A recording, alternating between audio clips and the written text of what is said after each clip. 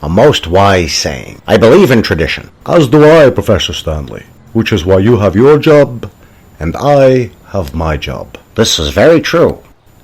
Well then, excellent. I would say the game is afoot. Tell me, Mr. Matthews, have you ever seen one of these?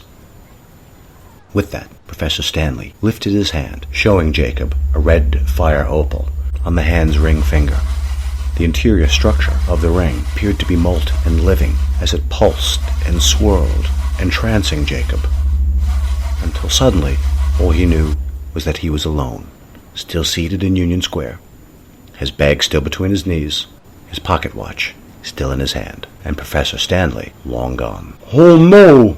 He checked his pockets very quickly. His pocket watch still there, his bag still between his knees.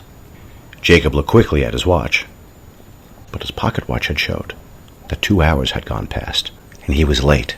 There were things he had to do. Jacob gathered himself quickly, as much as a shabby man could, and hurried down the 14th Street station at Union Square to catch a train up to the Bronx. The 6th train pulled into the last station. Jacob, angry with himself the entire time that he had been delayed from his appointment, stood there, anxiously, waiting for the train doors to open.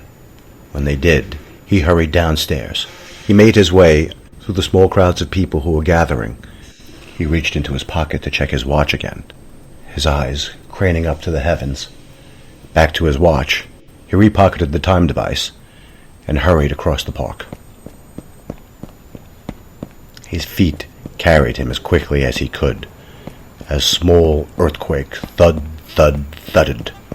Thick legs carried him as fast as they could across the athletic field where many people were training. He ran past the statue that he had seen erected so many decades before in a celebration so many years earlier, as he made his way across the new athletic field, longing somewhat for the old stone stadium that had stood at this very place. Jacob continued to run to the forest line and into the woods. Deeper and deeper he made his way into the woods, till he got to the old white oak tree that sat in the northeast sector of Pelham Bay Park. This was an old tree, and at the old tree was a young boy. As Jacob came into the clearing, possibly 10 to 12 years of age, holding something in his hands. Young man, please, put this down, quickly! The young boy turned, looked over his head. As he turned, Jacob could see what he was holding was a large metal axe with a hammerhead on the rear side. A crack of thunder rumbled across the heavens, and both Jacob and the young boy looked skyward. A man appeared from a hole in the sky and came hurtling towards the earth with incredible speed and no parachute. The impact shook the entire area. Dust and trees and birds and insects now scattered while people desperately tried to wave clear the air in front of them. As soon as the airborne debris had cleared, Jacob and the young boy had seen there was now a crater only feet from where they had stood. Jacob and the boy, still holding the bearded axe by the handle, made their way to the crater's rim, peering into the pit. And at the center of this crater was a very large man. They could see the large man struggling to his feet, slowly getting up. He was dressed like something out of a barbarian film. Leather hides, chains, and straps, and what looked like mailed armor. He was covered in what looked like tribal tattoos. On his chest, you could see was a horrible scar in the shape of a lightning bolt. He clawed his way up to a standing position. The giant of a man stood tall in the center of the crater, dust and debris falling from his fiery red beard. He looked around, looked up at the sky, and spoke.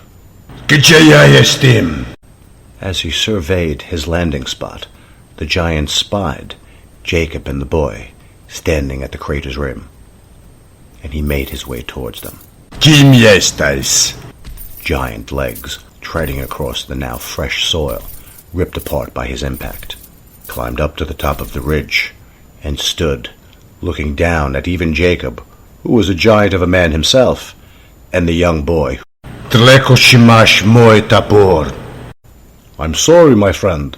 I do not know what you're saying. What was that? The giant of a man peered at the boy and looked back at Jacob, his brow narrowing as he bent his nose down to within inches of Jacob's.